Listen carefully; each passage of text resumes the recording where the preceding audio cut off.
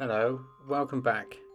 It's been quite a while since my last video. I'm aware of that. I have been quite busy. I've been working on some projects. Unfortunately, I'm not allowed to show anything about them yet, or sell prints, or put a video out. I have recorded the whole process, but it'll have to wait till it's been published, and if I can get permission from the publisher. But it was for the H.P. Lovecraft Historical Society and Helio Press. So please check them out. You can check out, they are crowdfunding this project at the moment.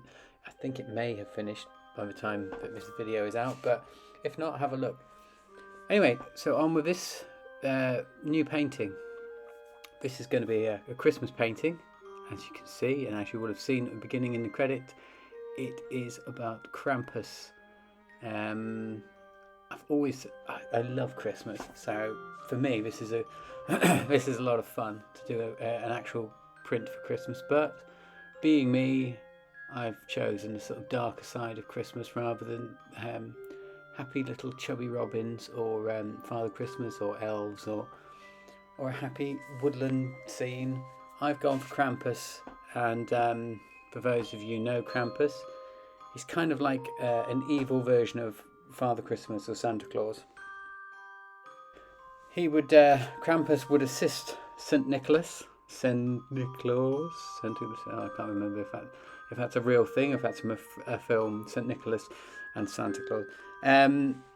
He would assist Saint Nicholas and visit children on the 5th of December. I don't know why the 5th of December. You can ask Wikipedia, I'm not entirely sure. But St. Nicholas obviously would reward all the well-behaved children with oranges, dried fruit, walnuts, chocolate. Not the St. Nicholas or Santa Claus of today, rewarding children with Pokemon cards and Nintendo Switch games and all of that. Lego, very expensive Lego. But no, just nice little things like that. And Krampus would come along, and apparently he would punish the naughty children with birch rods, which is really nice. Or he put coal in their stockings as well. That's another nice kind of thing he used to do.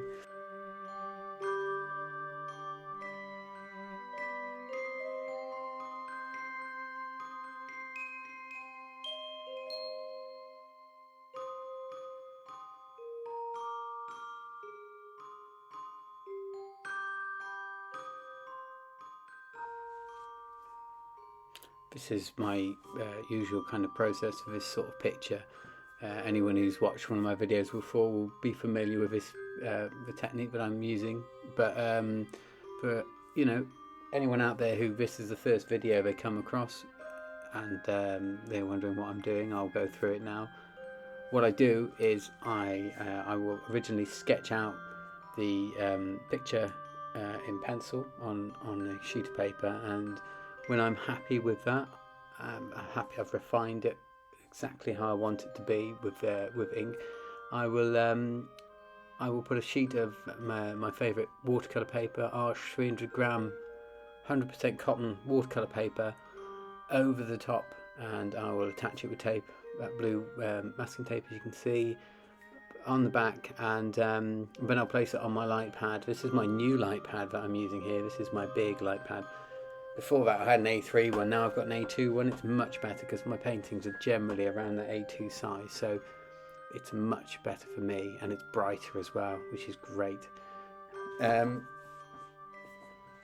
So yeah, what I do then is I will trace the picture with a fine line pen. I use Faber-Castell dark sepia pens generally, and I used a super fine nib, and what I'll do is I'll go over the whole picture with quite a fine-ish line and a broken line, just to give a variety in line weight.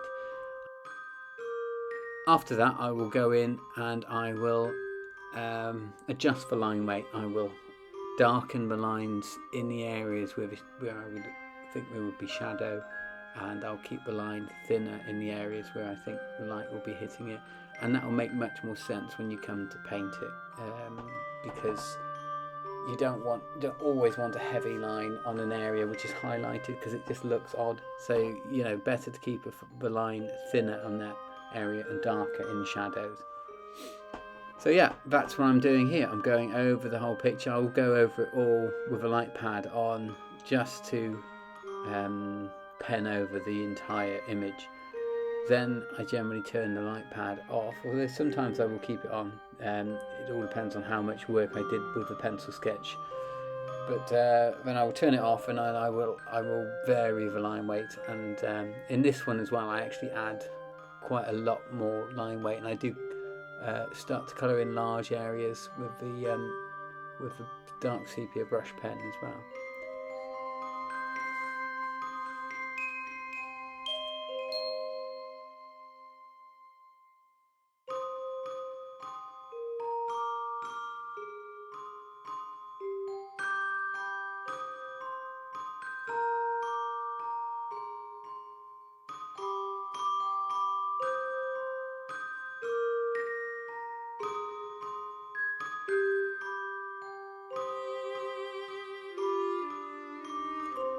Now you can see that although the light pad is still on, I'm now adding the sort of heavier line weight to the image. I'm just kind of going around. You can see where I'm adding it there on the horns. So I'm not adding it on the left hand side of the horns, I'm adding it on the right hand side of the horns, because the picture, the main light, that kind of warm light that illuminates this picture, is going to be coming from the sun on the far left. So everything that I think was facing that sun or will be hit or affected by that sunlight, I'm going to try and keep that line weight much lighter, and then everything which is away from it, like I'm doing here now, like around the chin and the back of the tongue and all of that, I will increase the line weight there. So it will, it's just a sort of simple sort of technique for inking, but it makes, I think it really helps it. As I said before, when it comes to painting, you will notice the difference. It will look a much stronger image. But as always, when I do get to that stage where I'm painting, or when I'm nearly finished painting, I do tend to go back in and play with the line again, and I'll generally darken it down a lot more, and thicken those lines out a little bit. You really don't. Well, I really don't know until the paint is on how heavy to have that line. So that's why I tend to do that. I go back in. If things start to feel like they're getting lost, the picture isn't as readable from a distance, because you've got to remember I'm going to be probably printing these A3, A4, or even smaller A5, A6 Christmas cards as well, hopefully. So it has to be readable at a smaller size.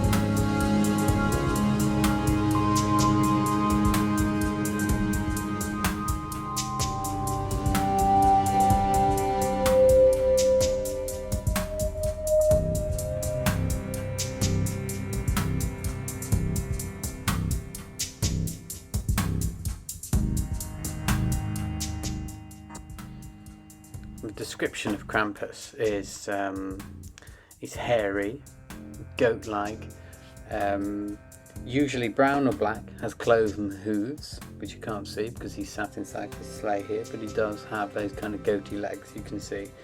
It has the horns of the goat. His long pointed tongue lolls out of his mouth, and he has fangs. This is the general description. The other thing Krampus generally has, and you'll see these in a lot of these kind of old 19th century Krampus cards, which actually do have a name. They're called Krampus Krampuskarten, or Krampus card, I expect. I didn't realise that until I actually said it. Krampuskarten. Yeah, one of the things the Krampus normally has is something to put naughty children in, and that's what I'm drawing here. I've put this barrel inside, and it'll make more sense when the rest of it is painted. So you can see that there's a wooden barrel inside of the sleigh, and I've stuffed it with naughty children. There's also a naughty child sat behind Krampus, and you can just see his eye poking through a small hole, which I'm covering conveniently with a piece of paper. And there he is, a little eye looking out as well. So there's more children in there. Maybe that one's been hiding for a while. Krampus hasn't spotted him. Yeah, the reason Krampus has all these children in his basket is because apparently this is what Krampus would do. He would either put them in a sack or in a basket, or in my case a barrel, and he would cart off those evil naughty children for one of these wonderful activities he has planned for them, and that would consist of drowning them, eating them, or just transporting them straight to hell. So I thought, there you go, it's a lovely Christmassy message there for naughty kids.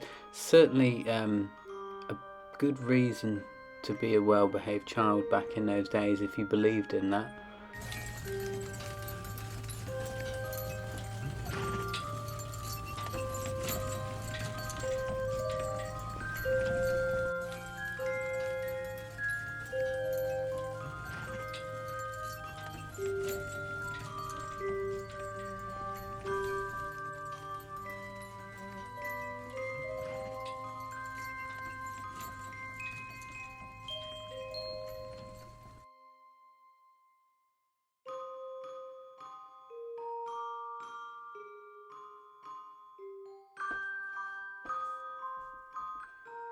I wanted the composition to kind of echo and have that feel of a normal vintage Christmas card. The kind of scene where you would have Santa Claus in his sleigh with his reindeer flying over at night over some small village or town covered in snow. So that's the kind of thing I wanted to go for. But I thought, well, I don't want a team of reindeer. I want something a little bit more kind of creepy. So I thought, well, what about sort of these kind of black rams with their curly horns, and I thought they'd be quite cool. So yeah, that's what I went for. I went for the rams, and for the sleigh, I just wanted it. I wanted to have a kind of Christmassy feel to it, so that's why it'll end up the colour it ends up. But I wanted it also to look a little bit run down, not like the glamorous kind of Father Christmas sleigh that he uses. So it's a little kind of more makeshift kind of a sleigh. But yeah, I'm still working on that line weight at the moment. It's kind of a slow process, but I'll just work on the things which are closer to us. So in this case, Krampus is probably the closest thing, him and the sleigh, and then I will work on the rams, because they are just slightly further away, just tilted further slightly. So yeah, the sort of thickest line weight will get thinner as I move into the picture, the depth. So it hopefully gives that sense of depth to it just from a line weight alone, and then hopefully when I paint it, it will exaggerate that feeling of distance.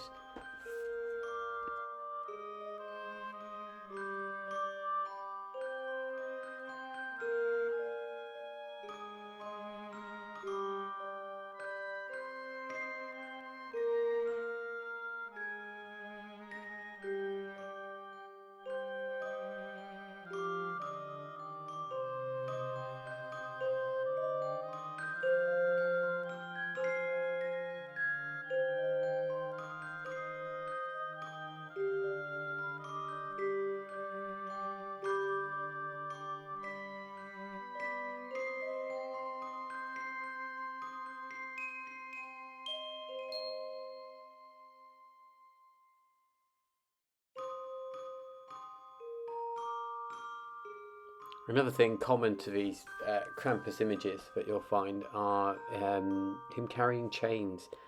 I've seen this in a few pictures, and I wonder what it was meaning. So I looked it up, and supposedly it is said to depict the binding of the devil, because he's very kind of devil-like, isn't he, Krampus?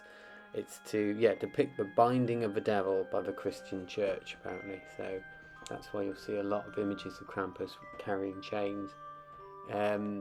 So yeah, I added the chains in, but I thought I would add them so they're part of the scene as well, not just a meaningless decoration. He's using them as reins for the sheep pulling the rams pulling the sleigh, which I quite liked. I thought, yeah, I was quite proud of myself for that one.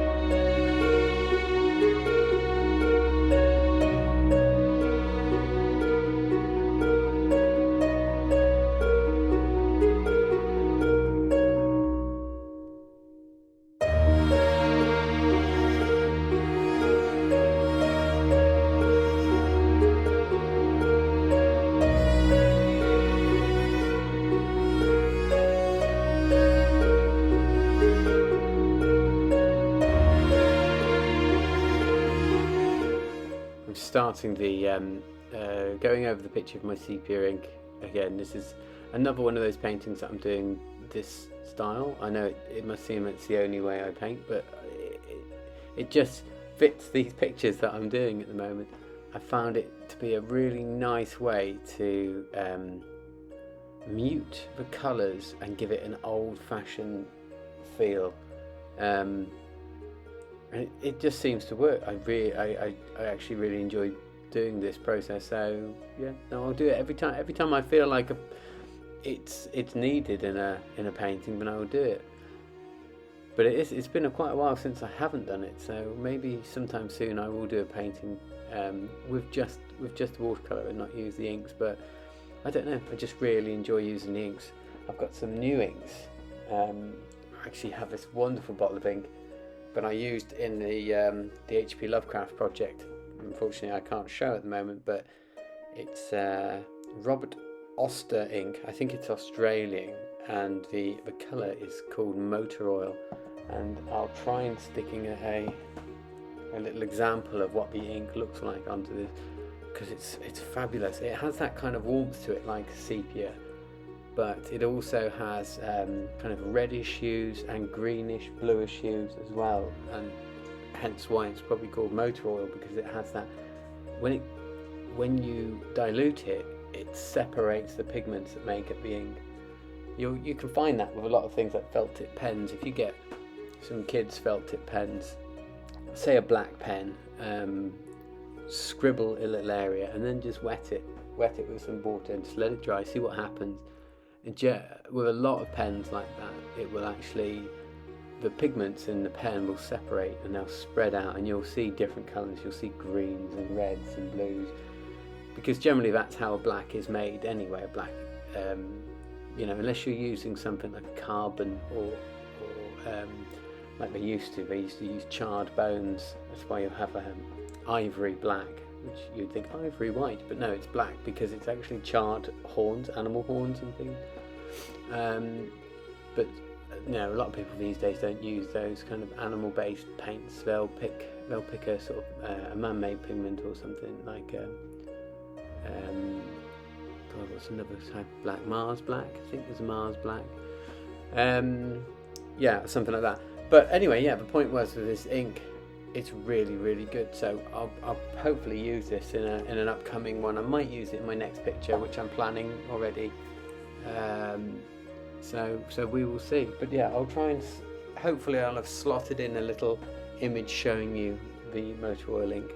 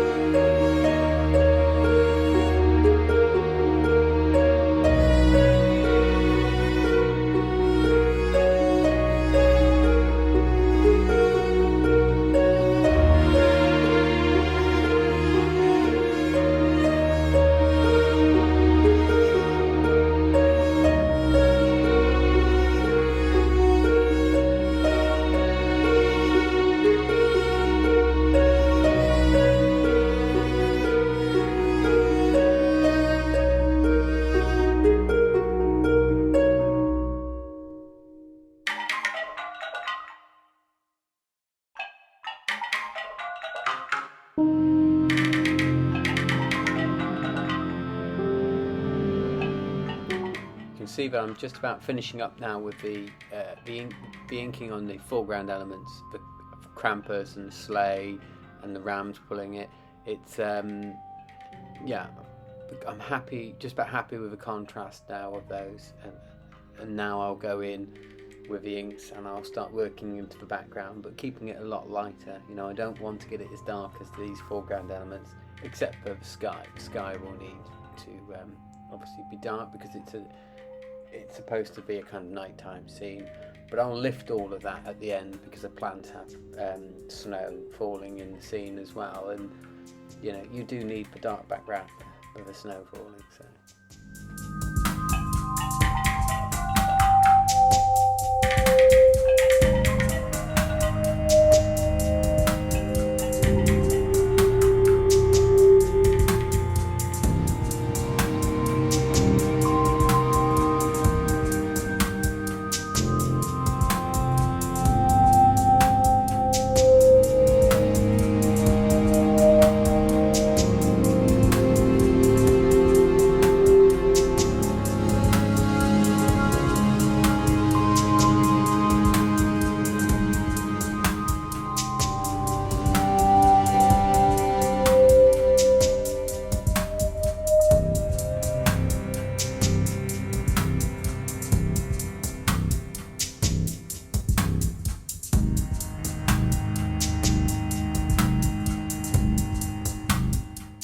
So I'm just washing in some ink into the sky there.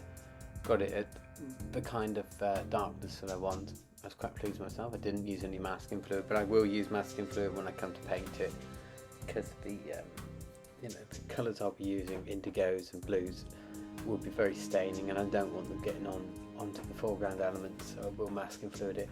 But now I'm just adding in these areas of shadow and the ink onto the scene behind and beneath. This is just like I'm doing it by eye. I'm just thinking, okay, how dark do these things need to be? I don't want them looking like they're in the foreground. I need them to stay in the background, but they also need to look like they're actually in the scene. They need to be dark enough. So I'll just gradually build it up, build up the contrast until I'm happy with it.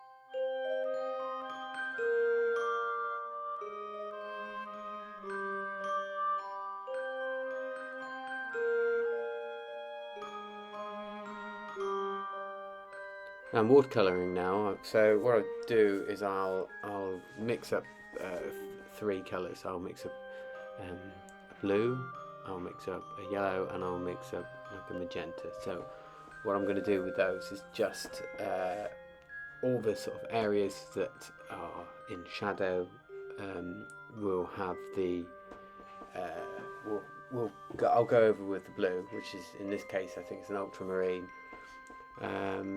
Then I will do the areas which are being lit with a light from the sun. The setting sun is hitting, and I'll be using the yellow, which is an Indian yellow, and the sort of mid-tones I will do with a magenta. And this is just another part of an underpainting for this, really. It's the kind of thing, what I love about watercolours is they're transparent, or semi-transparent. Some of them can be more opaque, but that transparent element to them is just so much fun, because I can lay down all these different washes underneath, knowing that they will affect the final colour of a painting. So I want these areas to be cool.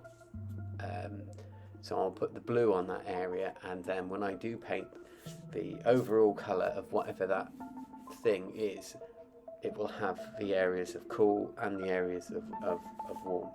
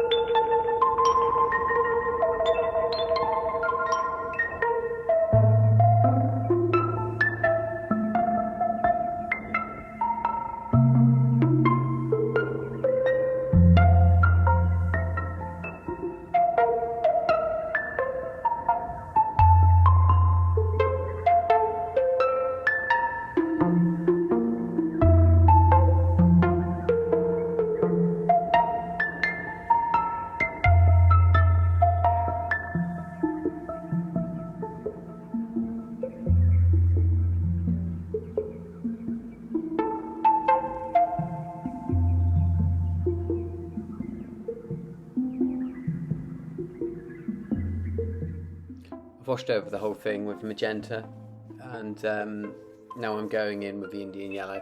I'll go over the sun a bit more, but I really want to intensify the yellow on there, because when those colours go on top, I really want that warmth to show where it's highlighted from the sun there. Even though it's going to be a night scene, you know, you got to think they're really high and the sun is setting way over there, and they're high enough to catch the sunlight still.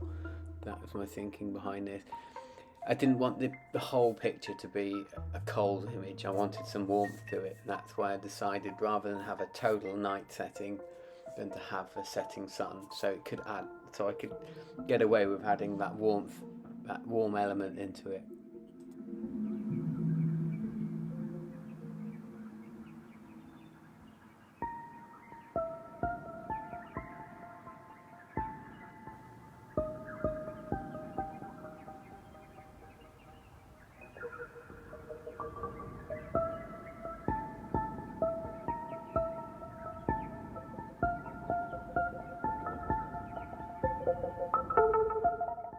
As you can see, masking fluid is out now. I'm masking off all these foreground elements because I want to give that sky, I want to get that sky colour in now, because I don't want to be doing it after the fact when I've painted all the foreground elements.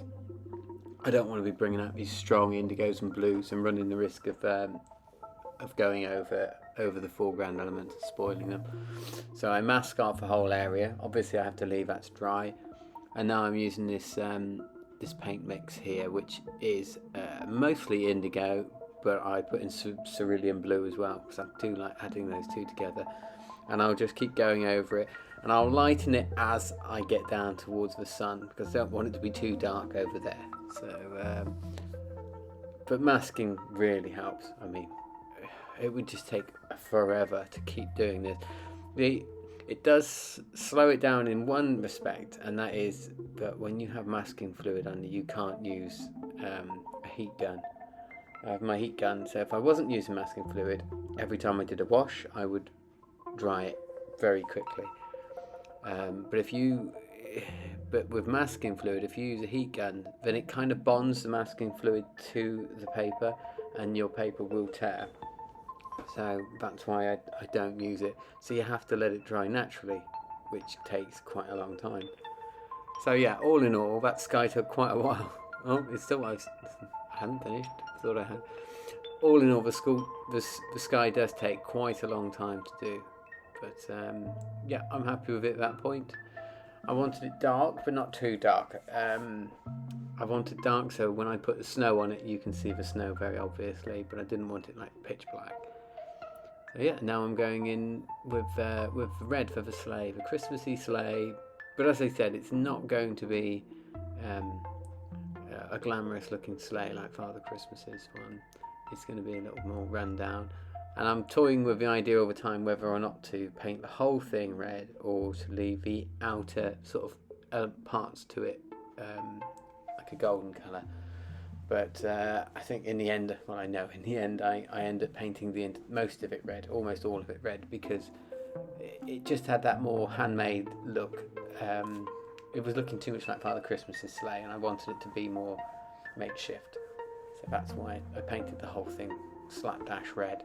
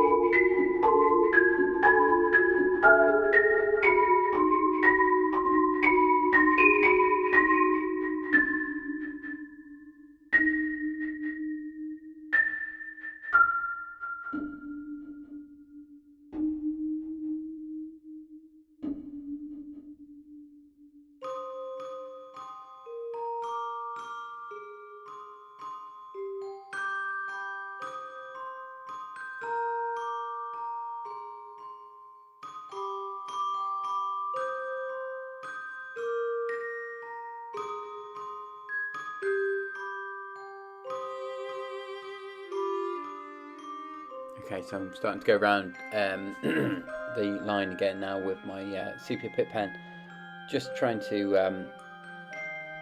bring out the picture again. It always happens. It tends to get lost. Also, you'll find that so many washes over and over and over again, despite the pens being permanent, they do dull and fade a little with multiple washes like that I use. So it just darkens that line again and makes it more, gives it some more separation between elements.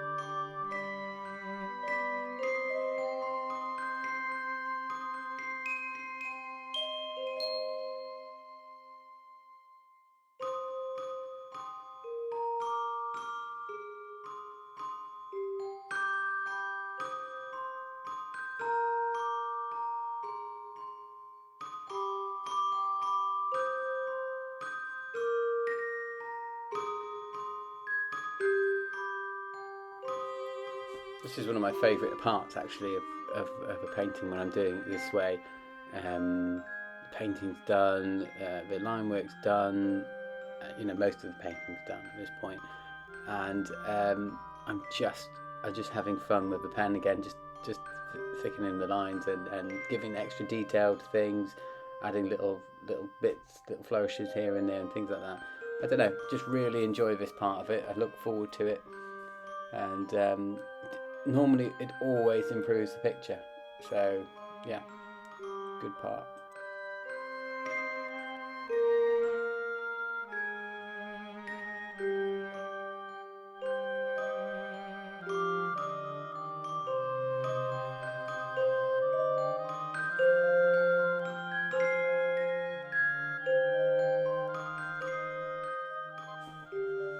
These kind of quilted areas on the reindeer harnesses, they were on the original sketch, and I actually forgot to draw them in when I was doing this. So I took the opportunity to add the lines back in to show where the kind of quilted effect is on the leather. Well, I say it's quilted; it's more leather, sort of stitched leather, really. But soon enough, I'll be going in with some coloured pencils. Normally, I have a sky blue Prismacolor pencil, which I go in and I just put in some cool highlights, and then I'll try and make that kind of stitched leather look more like stitched leather with a cool highlights on it that you'll see when we get to it.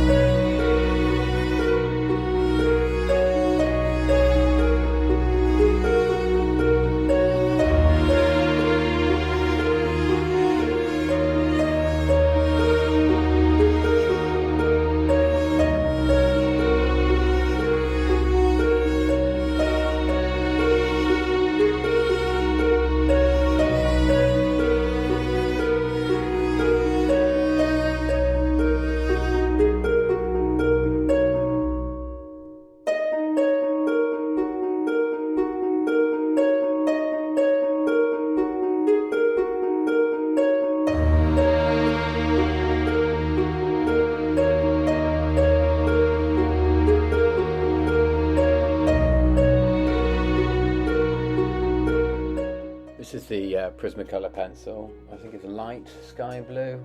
I had to change it recently. I couldn't get my original one. It is sky blue light Prismacolor. I have loads of different pencils. I've got like a lovely set of polychromos, but the Prismacolor are just they're just really nice and soft and really easy to put on. Disadvantage of the Prismacolor pencils, sorry, I couldn't think that. Prismacolor pencils is that if you do make a mistake, they're not very easy to erase in any way. I find the Faber-Castell polychromos, you can actually erase those quite well, but these ones are much more permanent. Once they're on, they're on.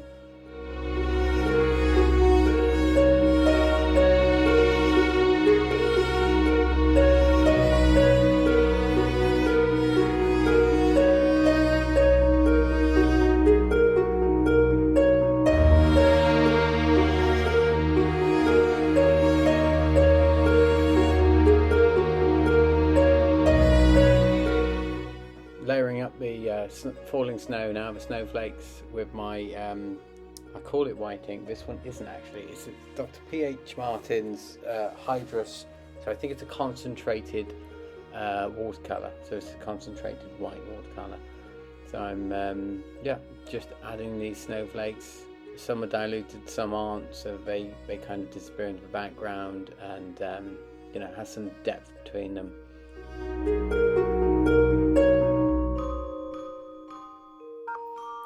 Right, the masking tape is off, and I'm literally just going in now, touching up a few little details here and there, a few white highlights, signing my name, and the picture is finished. It's available now on my Etsy store as a print. I'm hoping to get some Christmas cards out. There won't be many because it'll be, quite last minute now. Did leave this project a little bit too late, but please look out for my next video. Like, subscribe, share if you can. That would be brilliant. Thanks so much. Take care. See you next time. And a very Merry Christmas to everyone as well. Bye.